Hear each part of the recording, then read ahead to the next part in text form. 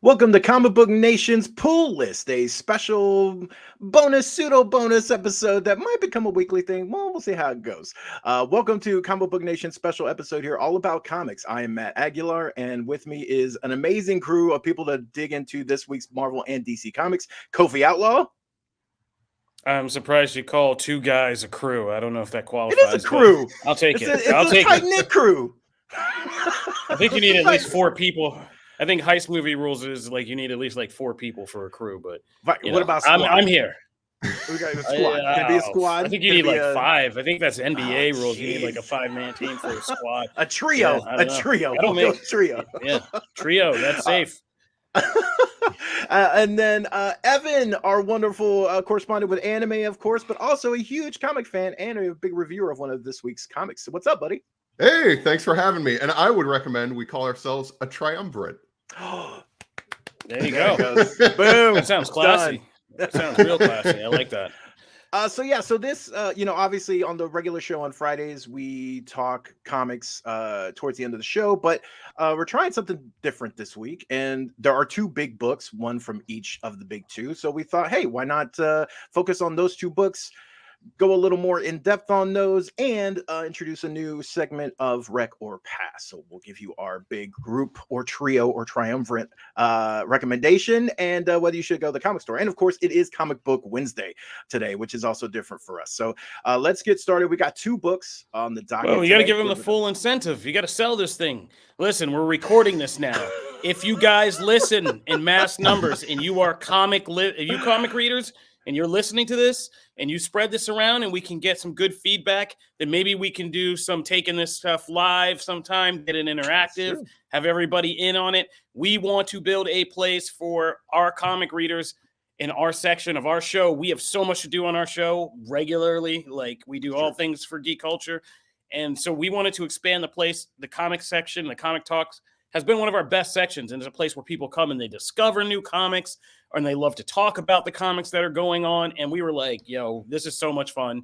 Let's make it a whole section. So it's up. We need you guys, the comic readers who are listening to this, to spread this around, because we want to make a destination for comic readers to have a weekly place where we can, get into the crazy antics of what are happening in the big storylines, anything that's dropping, and talk about like the new thing that might be dropping, and do all of that. So Matt's being very humble, but he has world domination comic plans that he's working on. So he's just trying to play the humble card. But no, we want to build like a corner for you guys and for us. So help us boost these numbers so we can take this interactive and make it live so you can freak out with us. That'd be fun. So a spot where we can kick that's my spiel. Yeah. A spot where I'm just here to sell. It's just for us. That was a popular right there for you guys. Anyway, so we're going to jump into, you got it. You knew what I was talking about.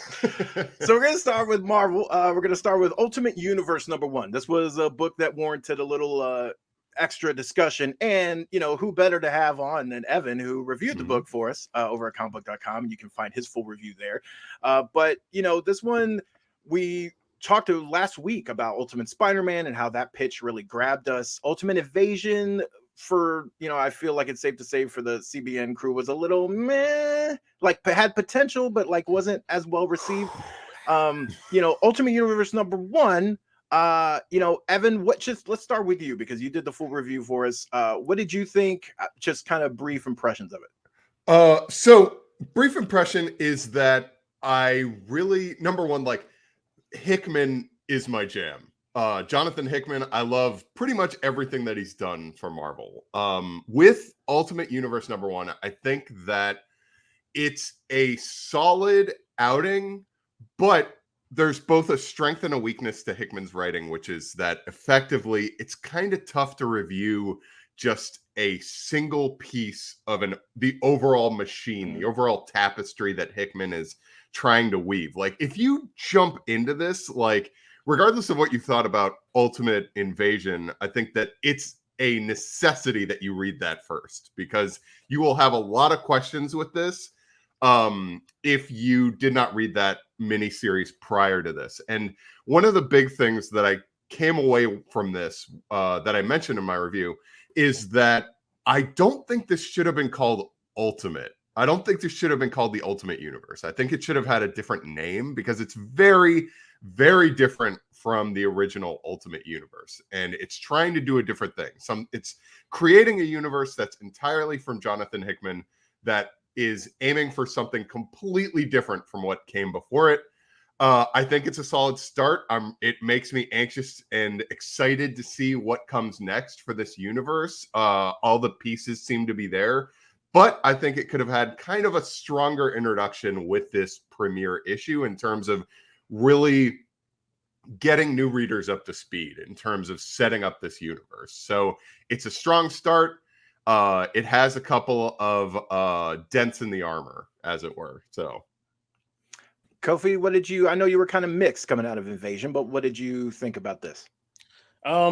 Thank God I don't have to review comics like you guys, so I'm going to keep it kind of like what I think I want to bend this particular show towards, which is kind of like talking storylines. You know, the good gossipy, pulpy stuff of comics that made me, you know, help me pioneer a lot of this business was just learning that people love to talk and theories and everything about what we saw in storylines, like good soap operas.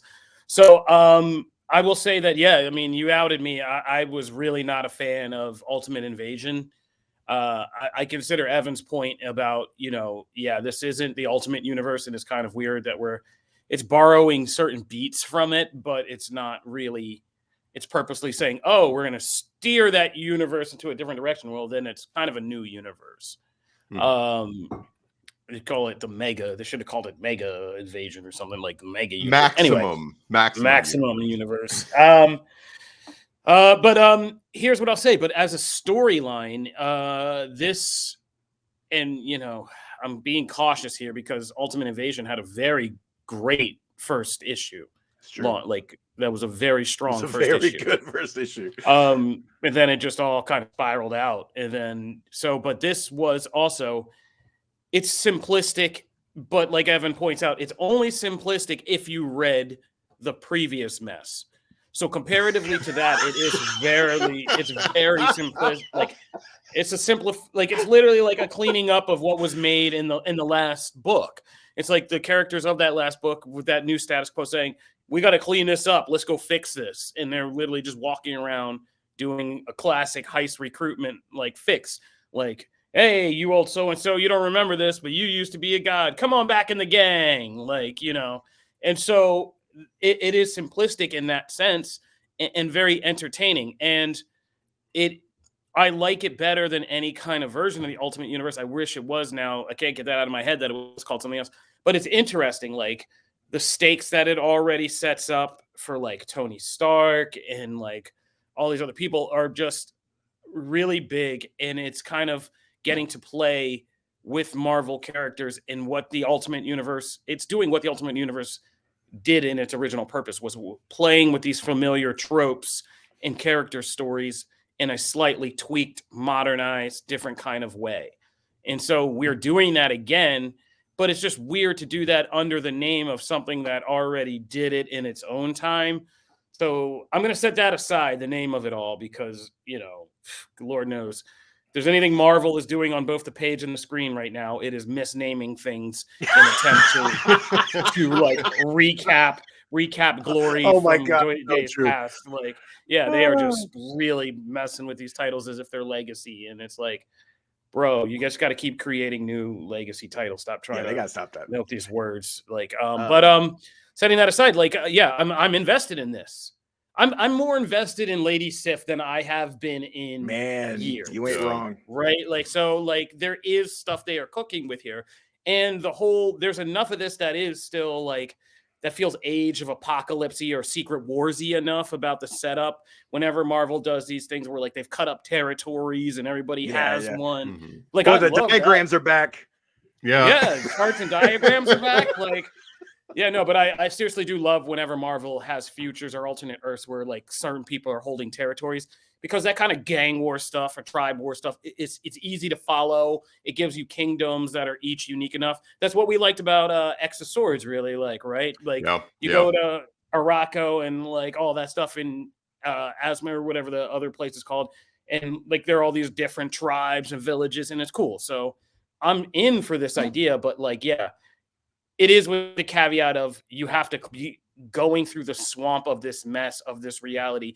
Like, I don't think there's anything in this book, and I was like kind of like curious, I had to remember it, that tells you that that guy in the Doom mask is actually Reed Richards, right? Like, there's nothing in this book there's nothing that tips you off that's him. And I was he just like, even oh, calls him okay. Doom.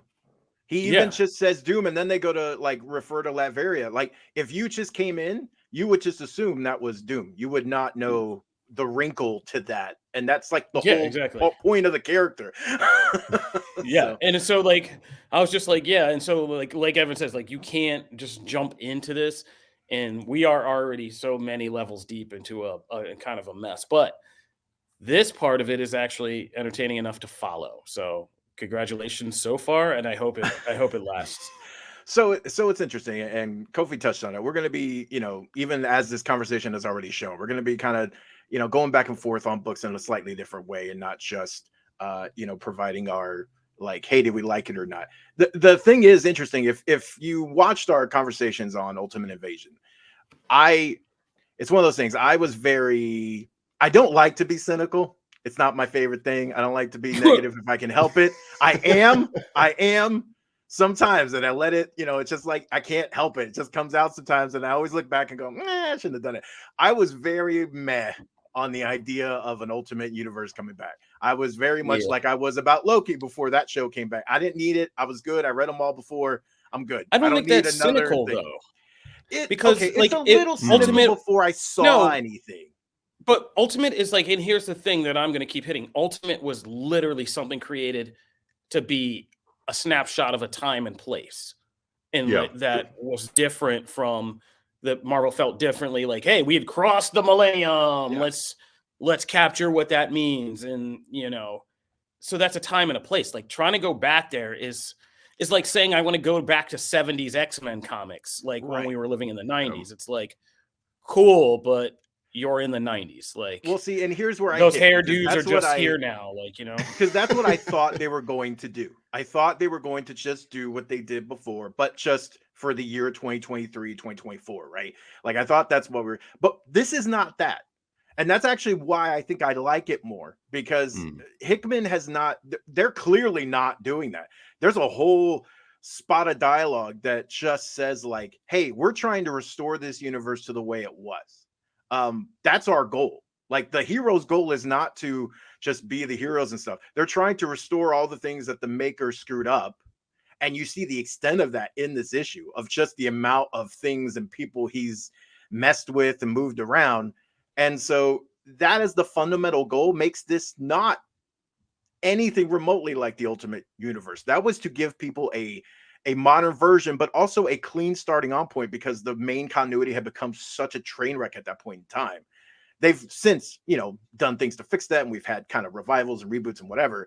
But at the time, that's what that was, and it did that exceedingly well, especially the X books and Spider-Man, right? So here, though, this is not the intent. The intent is really just to create another kind of sandbox that people can play with and do new things with characters. Because like, even when they're talking about Captain America, which I thought was actually really interesting, I thought, oh, hey, they're just going to break the ice and get him out. That's not a thing that happens here. That surprised me, and the conversations that go with that. Thor is amazing.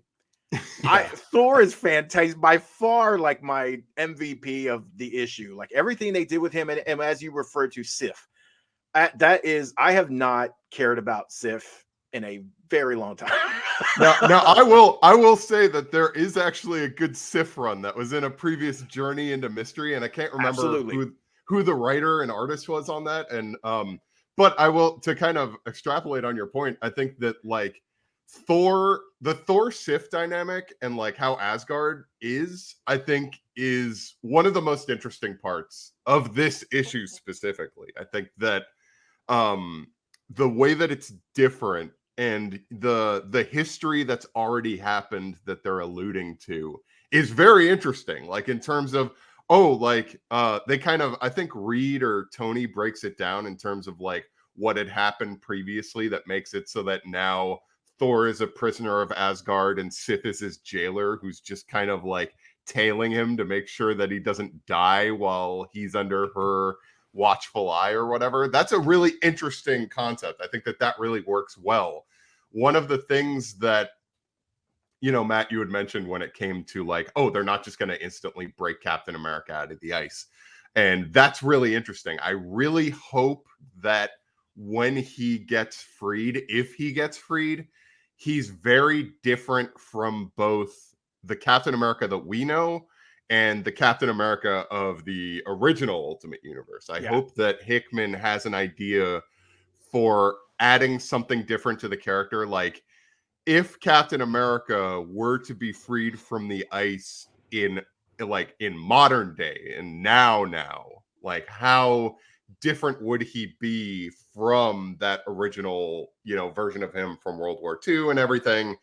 I'm interested to see all of those different moving pieces that Hickman has in store for all of these characters. I think that there were a number of problems with the original Ultimate Universe when it came to, especially like later in its lifetime, when when Captain America became president, and I'm trying to remember all the crazy, and the most of the nation had been most of the United States had been blown up or something like that, especially. So I'm interested to see.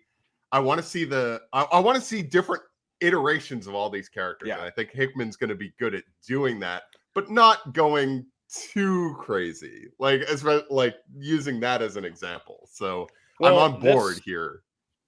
Yeah, that's a good segue to what I was going to say next, which is what this issue does already is give me confidence in the brightness of the light at the end of this tunnel. Mm-hmm. Like already, okay, so let's just break this down because move a few steps ahead. We already know what the kind of status quo is going to be for Hickman's Ultimate Spider-Man, right? Mm-hmm. Mm-hmm. This makes this much more interesting because now you begin to see they go into a vault, they get this stuff, they're going to start to do these corrective measures. But it's more interesting because we heard, okay, Peter Parker is going to get his powers later in life.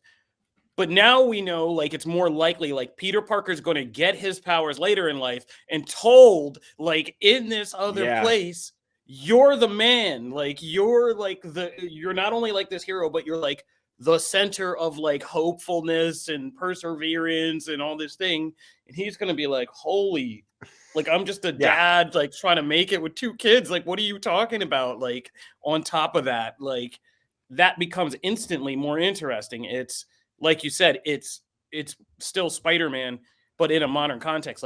Who is Spider-Man when trying to handle this power and responsibility when raising these 2 kids at an age where they're going to be dealing with all kinds of crazy stuff? Let alone, and if Superman and Lois has proven, that's pretty good. That's pretty good stuff. People are more receptive to that than we thought. You have a generation of comic fans that are just like us, who are of that age now, where these are very real concerns for us and things like that. So that becomes instantly more interesting. And I think there's enough of what you said of just slight tweaks to the status quo. And I think they just gave him the Ultimate Universe because they were I'm sure he would have done it to the Marvel Universe, but they were nah, bro, you play over here. Yeah, exactly. And I'm sure it was behind closed doors. They were oh, what do we do? We can't get the main thing. This could get crazy. It's but we got to give him something, and we don't want to let him we don't want to say here, you're not significant enough. Just take this raw clay and do something build us another universe. You just did Powers of X. You're making a whole gods thing. How about this? Hey, you got any more of that Ultimate Universe? Here you go. And you'd be go nuts with this. No, tweak it. Take away the numbers. Change, whatever. Just whatever you want to do with it. We're not doing anything with it. People recognize this, though. They remember Ultimate. Go for it. And it's just safe place to court one of your better writers. Just play around in this part of the pool. Oh man, and speaking of Stefano Caselli and David Curiel's artwork is fantastic in this issue. I didn't want to be petty. But let's talk about what's really different from Invasion in this is that artwork. Yeah. Oh yeah.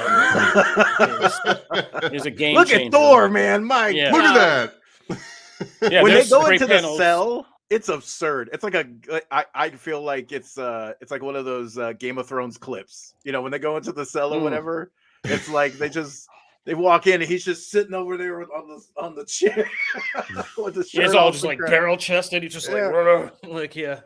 But no, there's some stuff that already lives rent free in my head, like that whole speech about like the voiceover about him watching him just destroy those Asgardians and being like, I just realized like he just didn't want to do it. Like that's why because I love that question when he's like, why didn't he just do it to begin with?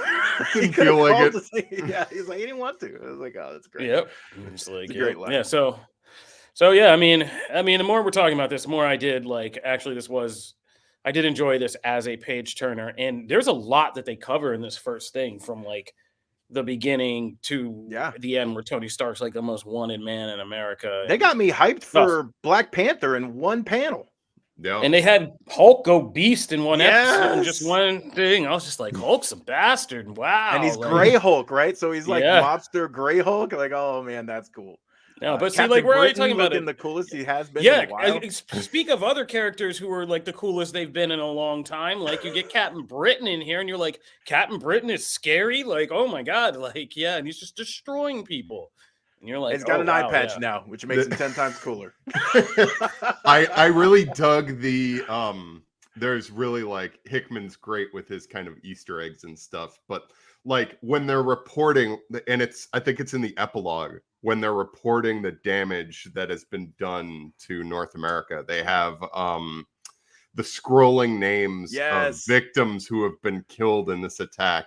And there's a lot of names in there that Marvel fans, Spider-Man fans, etc., are going to really recognize. That's going to make it like a completely different ball game, especially when it comes to Peter Parker and his universe, because without spoiling who those are, it's going to be, even aside from the fact that he's now an adult getting these spider powers, and as we've seen, he has kids, he's married to Mary Jane.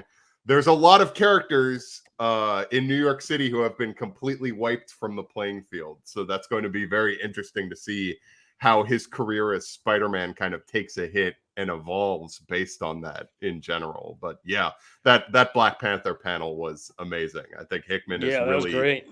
Hickman's really fantastic when it comes to those panels and those one solitary pages that are able to kind of make your eyes pop and everything. And he makes you do that Leonardo DiCaprio meme every time.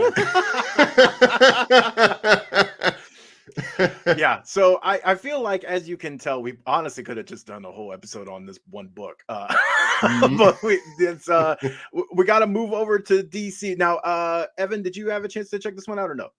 I did not actually, okay, but I'm more than happy to offer commentary. This is a commentary on it regardless. So this is a book. This is Batman, Catwoman, the Gotham War, Scorched Earth. This is the Gotham War finale, essentially, bringing together all those books. It's been a CB Nation favorite since the beginning, and really the only dud was the kind of tie-in, Red Hood issue last week. I think that was the only like solid dud of the entire series.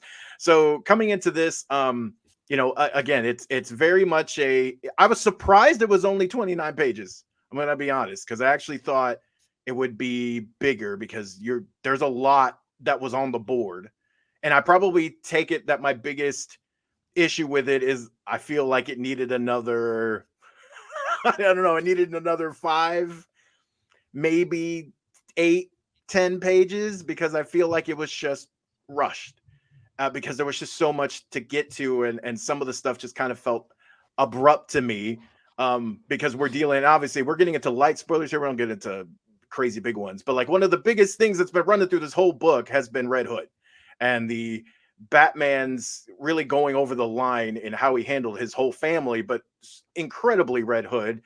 And while it's kind of like okay to call someone to the carpet for it, you're also then expecting there to be like more of the healing process needs to take place before like everything's okay, we could just go and do our thing. And it's not like everything's in a bow and hunky-dory. There's still a lot of issues to sort out, but I don't know, it was just like something missing. Did you feel that way, Kobe? Am I off base? Or no? This was a disappointing ending. Like, this held it together longer than Ultimate Invasion, but like, this was a pretty spectacularly weird kind of flame out for this series, which it felt like they just kind of decided to cut it short almost. Right. But because I mean, honestly, the things that Zdarsky was working with in this could have run through Batman books for like an entire year.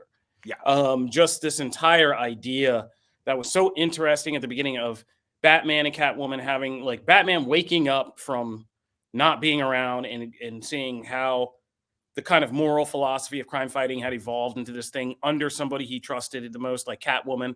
Their literal kind of almost like Civil War dynamic of splitting their family and everybody being like, we've known both of these people for like ever, and they're so important in our lives, and all the kids being like, why are mom and dad fighting? Like all of that.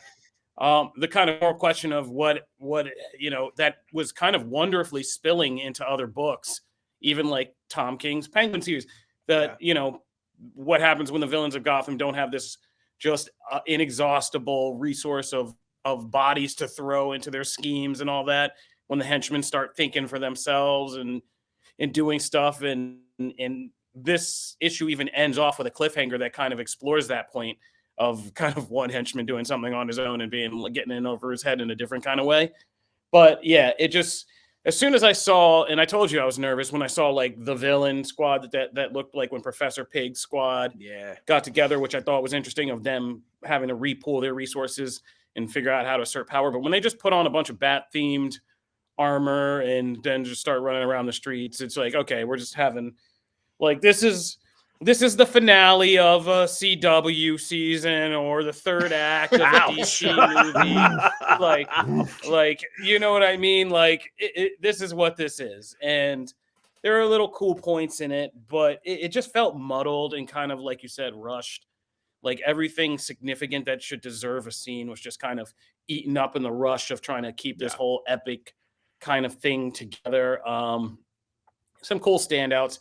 Tim Drake had looked really cool in that one sequence in this of proving why he's so good at Robin, having observed all these things while he'd been taken hostage and was able to just take down everybody like super quick and knew all the weaknesses and all the kind of bat armory stuff. So Tim Drake points for being a cool as dude. But and even the central Bruce and Selena thing gets kind of skipped over for some weird Vandal Savage-y kind of big villain finale, and doesn't even feel resolved by the end. We're supposed to be left with this feeling like, oh my God, something significant really happened. Yeah. And then it's even undone by the very end, which was confusing. I still don't exactly know what that ending was supposed to be, or what happened there, or what it implies about Catwoman and and I was just like, okay, so sure.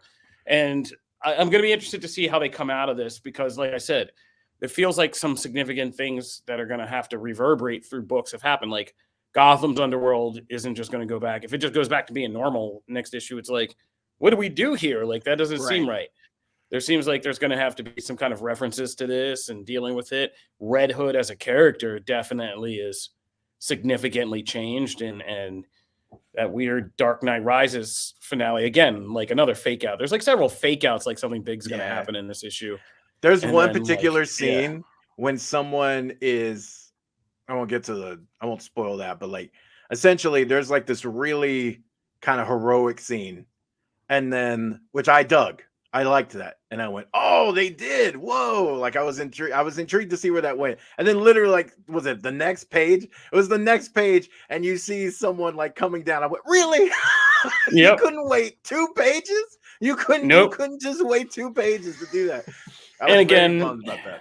I'm not going to be petty, but like, again, we had some really beautiful chapters of this, but this wasn't one of them. I mean, even the page we're looking at now, like, I mean, even Bruce Wayne and Selena, everybody looks kind of weird and like film noirishly ugly in this. It's kind of So while I didn't read this last part, I have been keeping up with the crossover, and like one thing that I really thought about when I was reading some of it, like number one, I feel like it's really hard.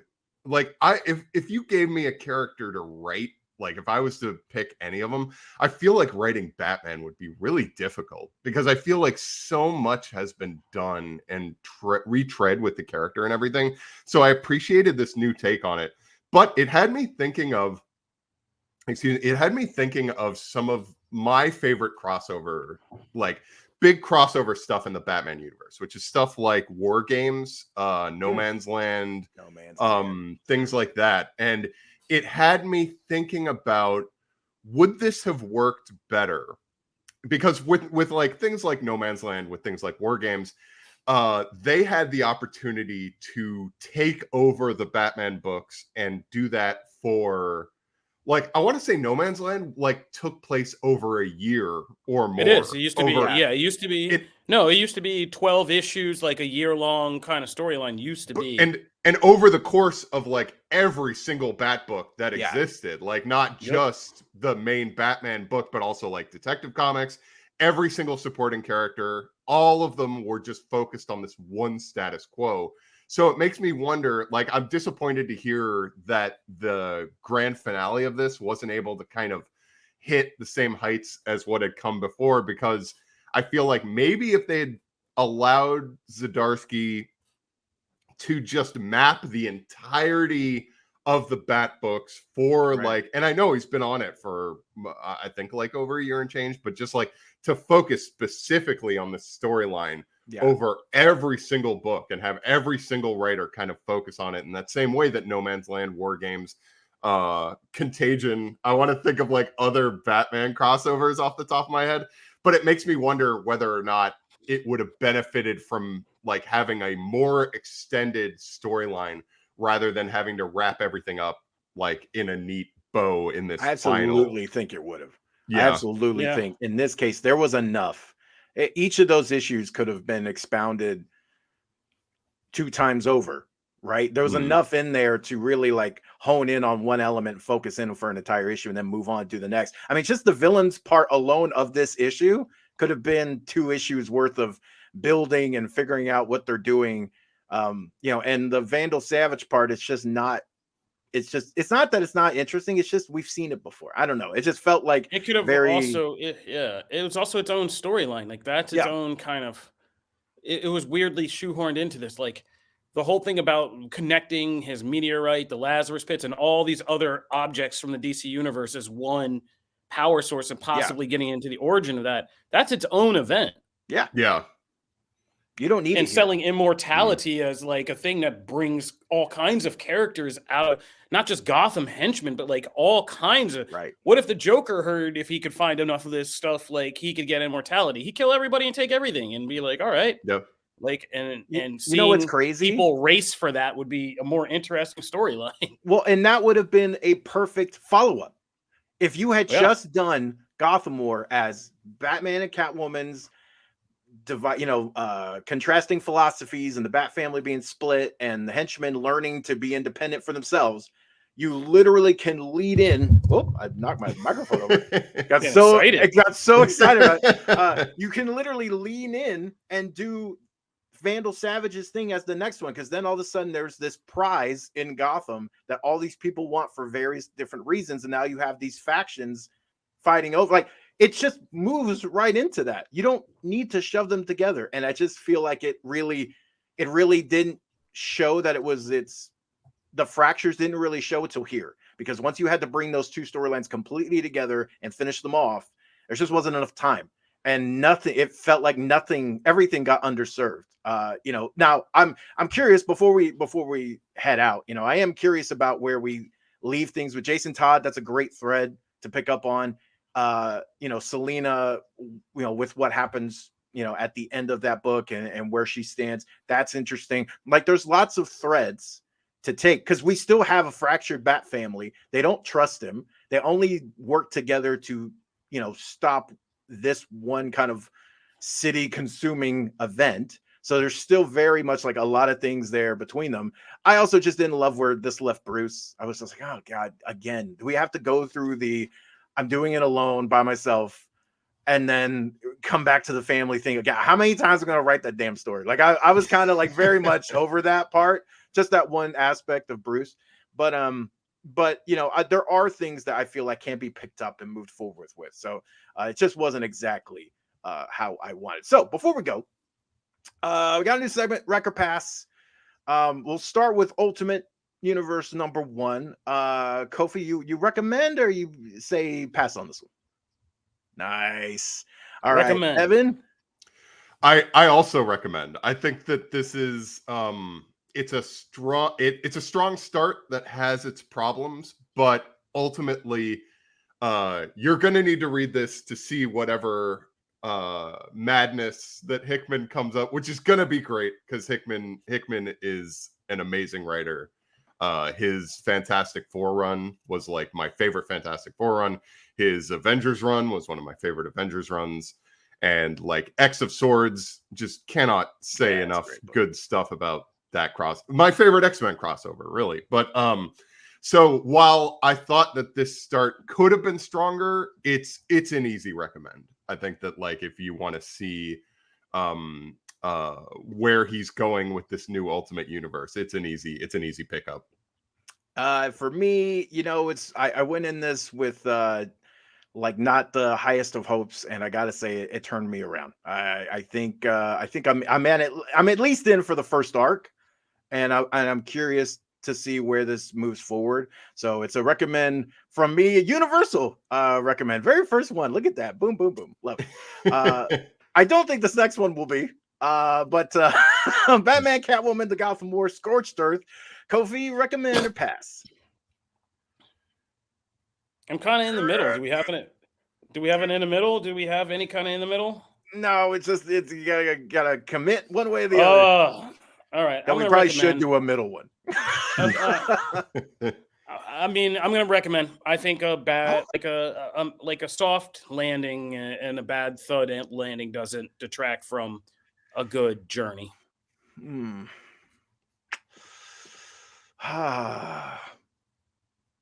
I was really disappointed. I gotta say pass. All right. I man, like if I were to have read that after like being so hyped on the other and I didn't have anything else to cushion, like let's imagine it was my only book that week, like the only book I picked up that week, and I read that book after the fantastic level it had maintained, I would have been so bummed, and I would have been like pissed that I spent money on that and didn't buy something else. So if I look at it that way, I probably got to say I pass, and I'll read I'll read everyone's reviews and get the gist. You know what I'm saying? It's gotta be that. So that's our first segment of those. Hopefully we'll do more of those in the future. Everyone can catch this on your favorite audio podcast.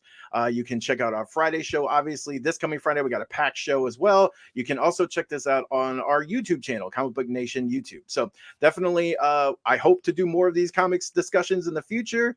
Please listen to the show, throw your comments in. If there's something you want us to do more of or less of, let us know. But until next time, anything you guys want to say before we head out? Read comics, talk comics. Yeah, that's about it. Read comics, talk comics.